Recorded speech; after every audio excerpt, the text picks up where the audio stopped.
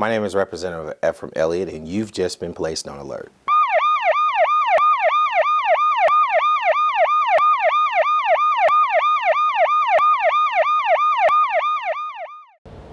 Welcome to the Elliott Alert. I have today my good friend, Pat Johnson, Patricia Royal Johnson.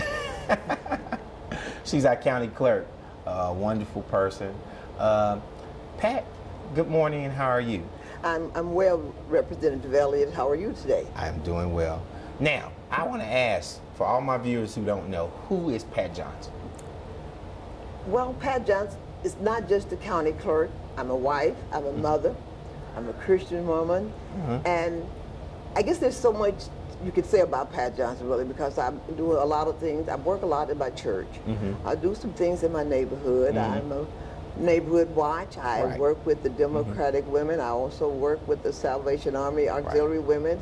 So Pat Johnson has wear a lot of hats. Right. She wears a lot of hats. She wears a lot of hats, and which is good. I know I met you, umpteen years back when Helen Bradley was the county clerk. Yes. And I used to come in worrying you all the time for different things. But I knew then that you looked like a county clerk. That was after after Helen left. But can you kind of tell us what made you want to become the county clerk? Actually, I never wanted to become county clerk. Helen Bradley, as you mentioned, who is now deceased, she was the county clerk, and she hired me. When she became ill, she told me that you're going to have to run for county clerk. And of course, that just, this can't be. I never thought about politics. But she said, no, I want you to run for county clerk. She said, I'll be there to help you. Unfortunately, she was not here and not able to help me. She went on to be with the Lord. But she made the way. She had talked to people, and there were several people when she passed. I still said, no, there's no way. But then people came up to me and they said, Miss Bradley said to make sure that I help you. And Miss Bradley said to make sure that I help you. So what could I do? And so I said that must be the calling that God had on me, that he had a woman that was dying to go out of her way to help me. And I think Helen saw in you what a lot of us saw in you. Even though we used to come in there and worry you to death, you were always so patient, so nice. And I would say to myself, I don't want to go in there because I know I'm going to get on her nerve. But I could never tell with you. You were just so accessible, and you were like, well, okay, you come over here and I'll help you with this. And I really appreciate that. And so when I heard and you told me that you was running for county clerk, I could do nothing but help. Because we all knew that you were the person for the job. And I thank you for that, Representative Elliott, and all of the people that did support me. And I think one of the things that you said when you would come in, my job was to help the people that came in, regardless of how much they got on my nerve, or if they got on my nerve. And there were times that you would come in and you would ask for something, and then you said, no, I don't want that. I think I want this, and then you'd be back the next day. And I was like, my God, who is this man? But it takes, it takes all of that. And in order for the work together, and if we are going to do a job, if we are hired to do a job, we have to do that job, and we serve the public. And that was one of the things that Helen Bradley instilled in us, that we serve the public. Whenever the public come in, I want you to smile at all times, no matter what. And that's the same thing that I try to instill in my deputies, that I want them to be courteous at all times, regardless of how the situation is. And that's a good thing. I tell you, it has not lost that feeling that Helen had when she was in there. That open door policy where you can come in, and if you don't know, you can ask, and if you ask, you'll be given the right information.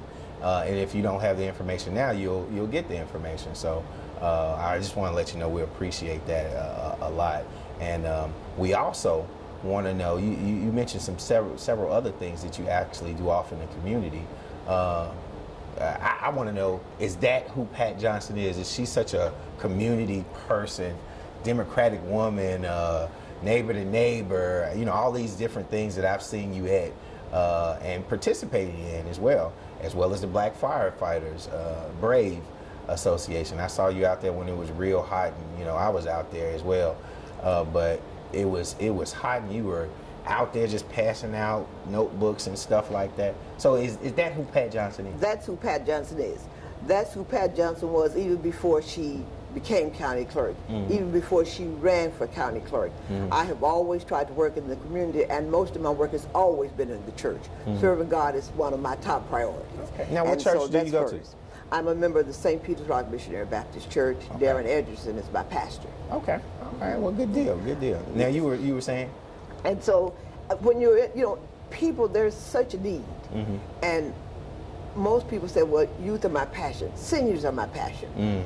They are my passion. I lived in Chicago for over 30 years, and I taught seniors in Sunday school, and I got a connection with them. Right. It was it was something about seniors. I love children also, but it's just something about seniors because they have so much wisdom that they can impart upon you, and sometimes they can act like children also when they get to be. Well, that's what my wife says about me, and you don't have to be a senior to do that. And so I just love it. And working with people. My husband says I talk a little bit too much, but that's me. He says, do you ever be quiet? But that's what I do because I think it's important. When I'm walking down the street sometime, and I will stop and I'll hold a conversation. Sometimes people just stop and they'll say, do I know you? And if they don't, they will. They will afterwards. They will afterwards. We know each other, that's it. And so that's Pat Johnson. That has been Pat Johnson for all of these years. We won't go into how many years, but that has been Pat Johnson for all of these years. And that's a great thing, to be comfortable enough to speak to whomever, anywhere and anyhow. And that's why we're glad to have you as our county clerk. Thank you, sir. Thank you. Well, I have to go to break right now, but we're going to come back and we're going to talk a little bit about the county clerk's position and what does that mean. Okay. We'll be right back. To be a good father is the most important job in a man's life, but it doesn't have to be hard. Play catch, go to a park or visit a zoo, help your child with their homework, sit down together for dinner, ask them how their day was. Things get busy, and sometimes we all fall short. But the smallest moments can have the biggest impact on a child's life. Take time to be a dad today.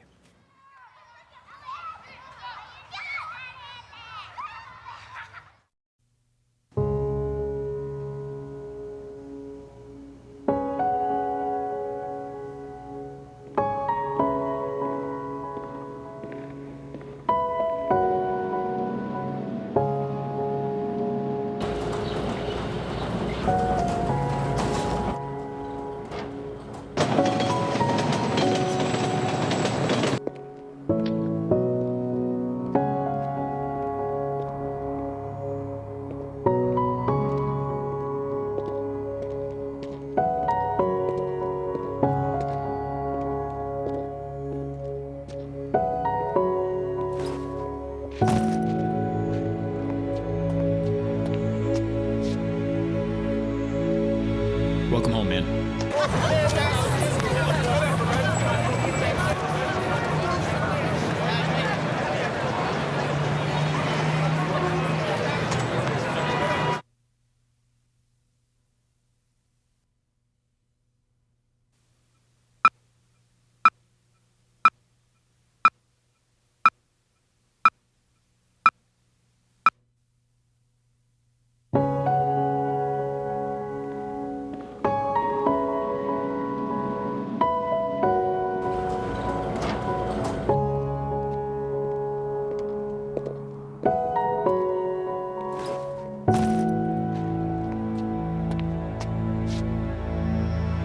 Welcome home, man.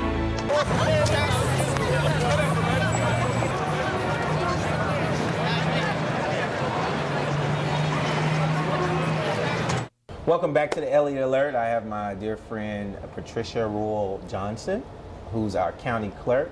I call her Pat Johnson. She lets me do that. But Pat, now, for a lot of us who, before I actually knew you, what the county clerk did, can you kind of tell us, what's the job of the county clerk? The county clerk well, our office entails many things. Okay. One of the things that the county clerk's office does is that we are responsible for payroll. Oh, okay. We are For responsible the county. Okay. We are responsible for paying bills for the county. Yeah, because I was going to say, if y'all responsible for paying bills, just paying bills, let me bring my bill. No, paying bills for the county. Okay, just paying bills for the county. And we pay all, benefits. The county clerk's office, we are responsible for all of that.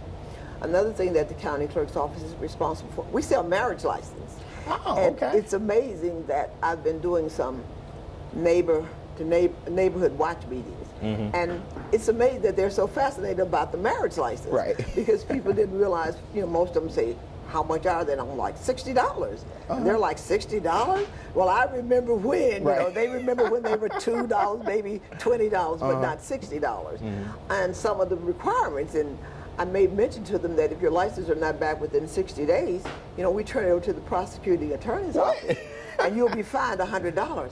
And they said, just because we don't bring them back? And I'm like, yes, because you've got to bring them back. Right. They have to be filed, and then we have to send that to Little Rock. Okay. So now the process is they fill out a marriage license, right? The process is that the bride and groom, they both have to come in. They have to bring a picture ID. They have to have a picture ID. $60 cash. Okay. And they get their license right there. Years ago, you had to have blood tests.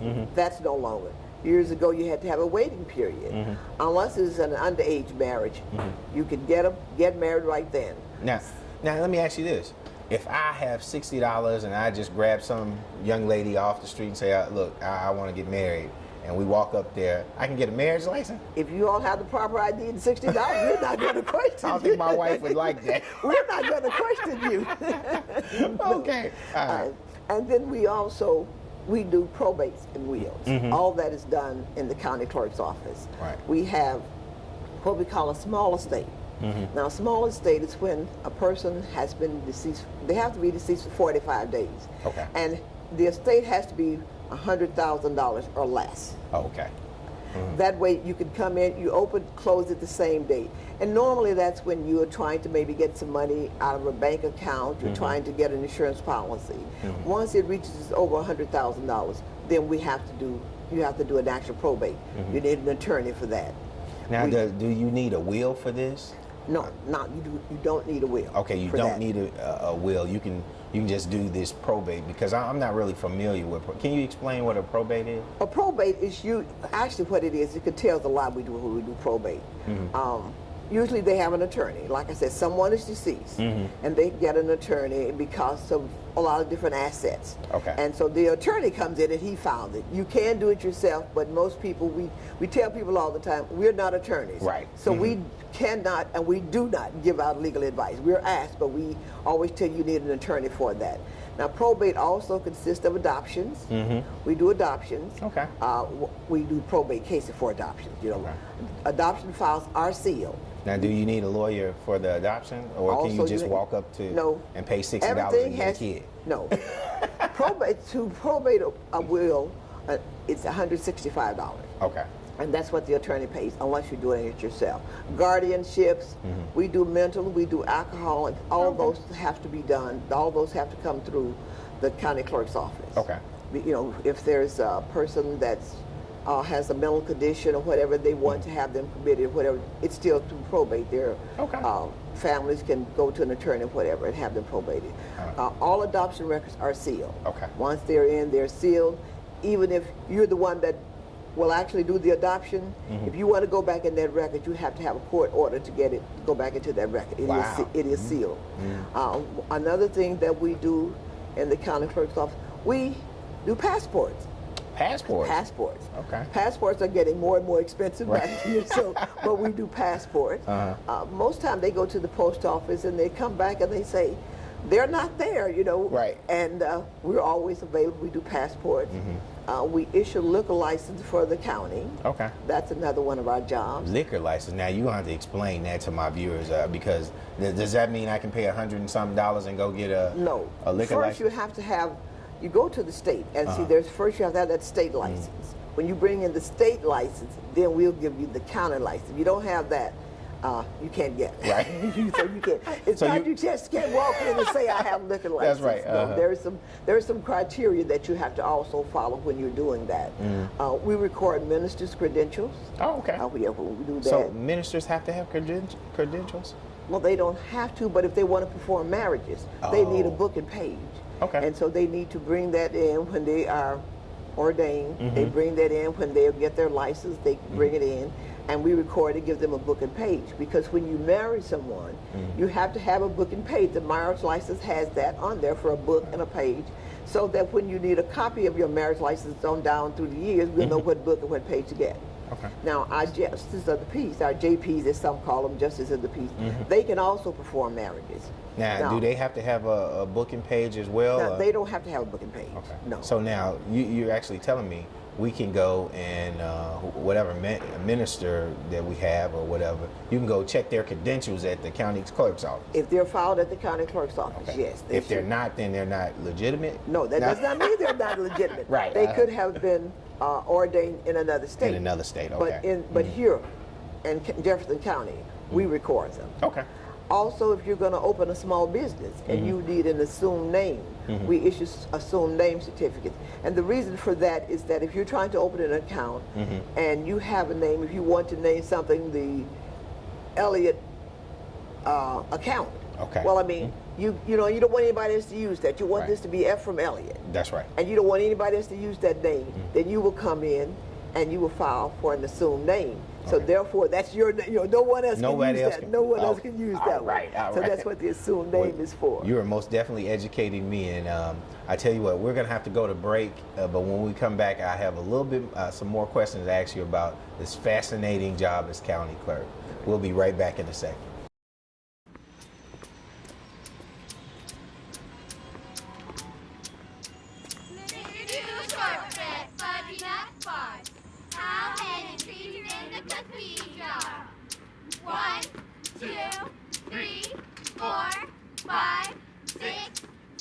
The smallest moments can have the biggest impact on a child's life. Take time to be a dad today.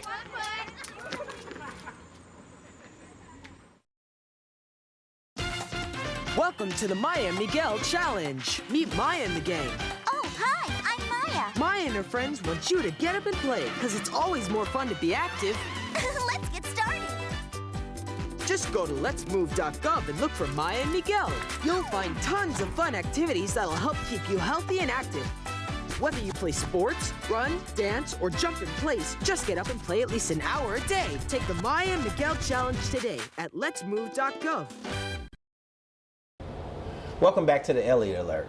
I have today, my guest is Patricia Royal Johnson, our county clerk. She's allowed me to call her Pat Johnson. And so now, Pat, when we were talking, you were just telling me the many facets of what the county clerk's office do. And I do know, as being a representative, that you guys have something to do with voters registration. Is that true? We have a lot to do with voter registration.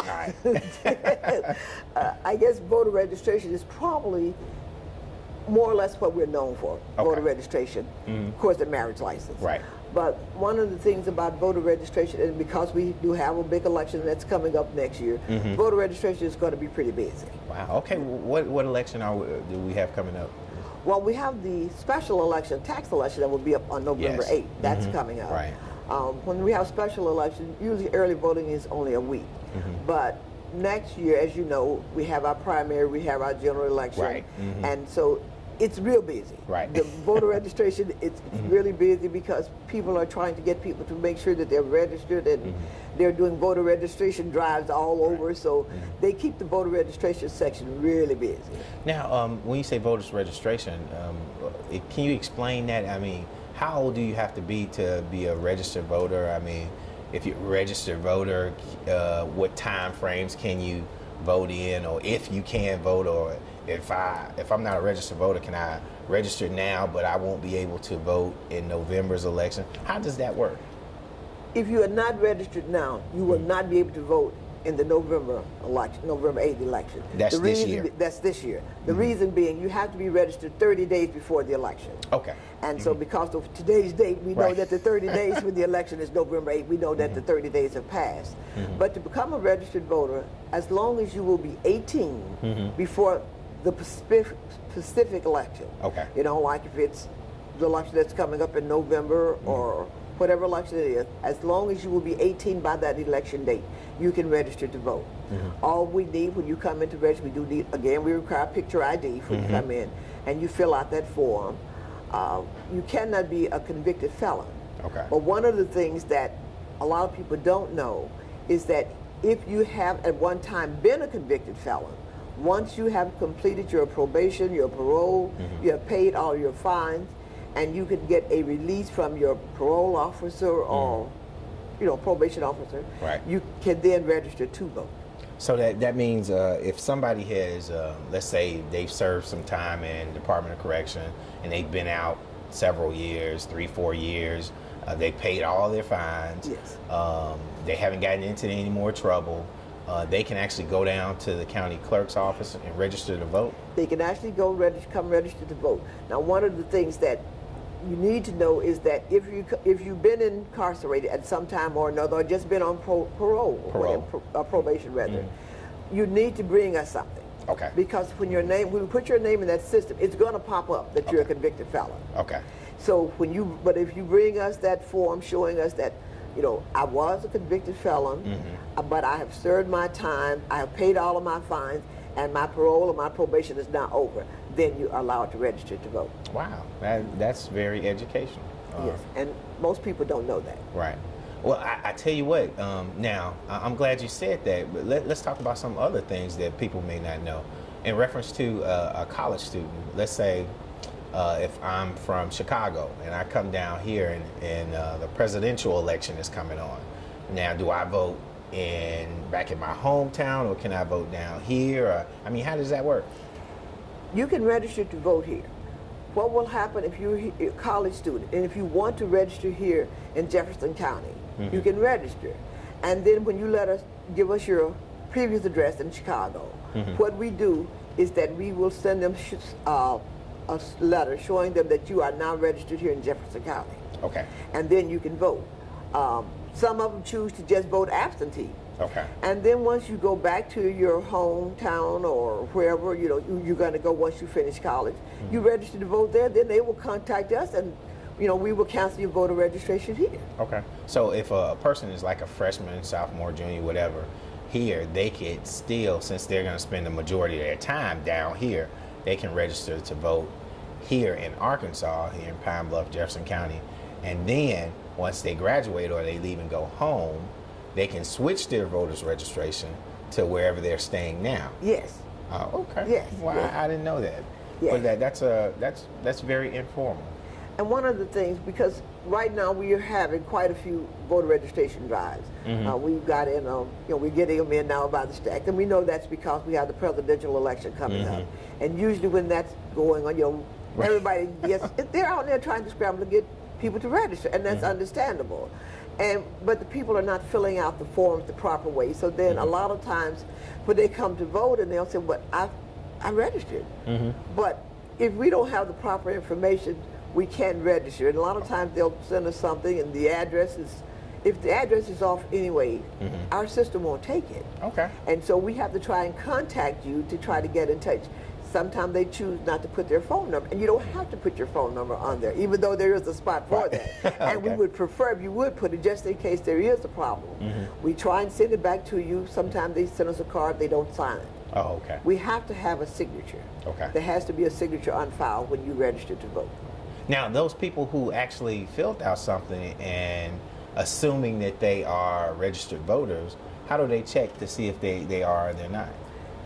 You can come to the county clerk's office. Okay. You can call the county clerk's office. And all we need, you just tell us your birthday, and we can pull you up mostly by your birthday. That's the easiest way. Because, you know, we have different spellings for names, you know. Right. Sometimes we get in some cards and the writing is not the best. And so we have to try and figure out, you know, and we may be off by a number or letter or something. And so the birthday, we usually always have that correctly. And we can pull it up and we can tell you if you're registered. One of the things that's very important, and because we do have a big election coming up, is that we want people to make sure that they have their right address. Oh, okay. You know, a lot of times we move and we fail to go to the county clerk's office and change our voter address. And then when they go to their precinct to vote in their area, they're not on the list. You can still vote. Okay. Now, you can still vote. That will not stop you, because what we will do then, they will call the county clerk's office from the polling location you are. They'll call us. And when they tell us who you are, we'll say, oh, yes, you know, they live on University Drive is what we have in the system. Okay. But no, they're now staying on 42nd Street. Okay. So what they have to do then is while they're there, fill out a new voter registration form with an address change, and they will in turn, the polling location will get it back to the county clerk's office, and we make the correction in our system. Okay, and so that by doing that, that'll cancel out the mistake. Is that correct? That cancel out the mistake. And it's not really a mistake, it's just that sometimes they just fail. You know, you say, well, okay, I'm going to do it. And once you're registered, you know, you don't always say, well, I don't have time. You know, I'm going to change, I'm going to change. And so that's why it's important. So it is not so much even for us as it is for you. Right. Because if you go to the polling location that you've been in and you no longer live there anymore, you know, well, your name is not going to be in that book. It's going to be in another book in the other polling location. And so they're going to have to stop when you go to vote. They're going to have to call us. And then we're going to have to say, oh, no, he no longer votes at UAPB. He now votes at City Hall or somewhere. You know? And so now you got to go over there. And I always think it's best to vote early. Right. It's always best to vote early because you got 13 days during a big election. You got 13 days, you know, which you can vote early. On election day, it could rain. Right. You know, a lot of things can happen because you only have that one day. And so I always tell people, if you can, vote early. Now, for those people who may not understand or kind of get it, like me, sometimes you got to break it down to me like I'm a third grader. But can they call your office and get this same kind of information? Sure. Okay. At any time, they just call, ask for our voter registration area. Okay. Even though most of our employees in the county clerk's office can tell you, you know, can answer those questions for you. Okay. Well, I want to thank you so very much for coming on and visiting with us, Miss Patricia Royal Johnson, our county clerk. And I just want to let you know you have just been placed on alert. Thank you. Thank you.